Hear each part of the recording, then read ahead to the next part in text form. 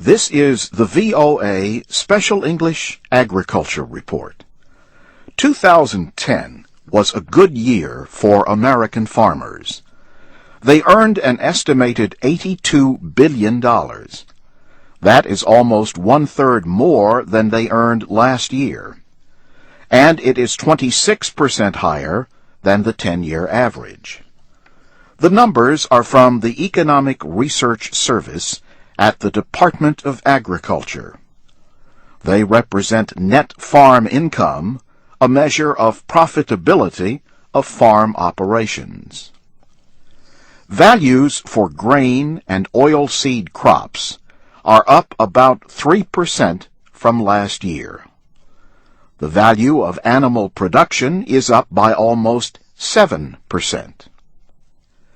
Agriculture Secretary Tom Vilsack points out that agriculture is one of the few major areas of the economy with a trade surplus.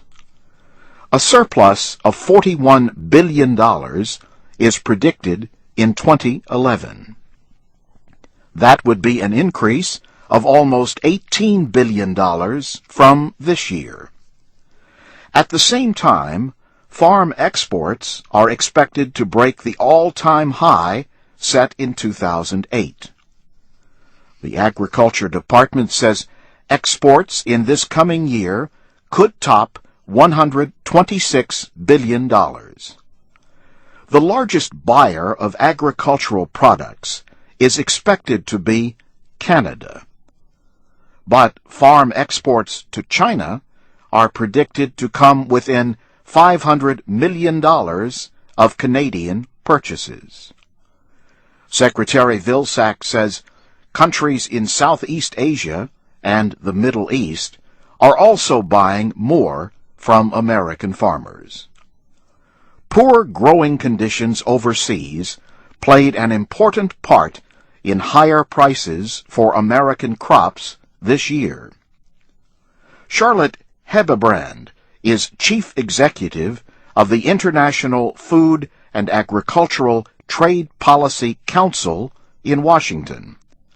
She says drought conditions had a big effect over the summer. There were severe weather problems, not just in Russia, but also in some of the other former Soviet Union countries. Wheat prices rose after Russia halted wheat exports, although Russia later eased the ban. Wheat used to be America's top crop, says economist Charlotte Hebebrand. What's interesting, though, is that wheat production has actually declined over the last few years because corn has become the most popular crop. Corn, or maize, is mostly fed to animals, or made into ethanol fuel and high fructose corn syrup. But Ms. Hebebrand says, with the recent increase in wheat prices, American farmers might plant more wheat again. Corn and wheat are the two largest crops supported by the government through subsidy payments. And that's the VOA Special English Agriculture Report, written by Geraldine Watson. You can find transcripts and MP3s of our programs at voaspecialenglish.com. I'm Jim Tedder.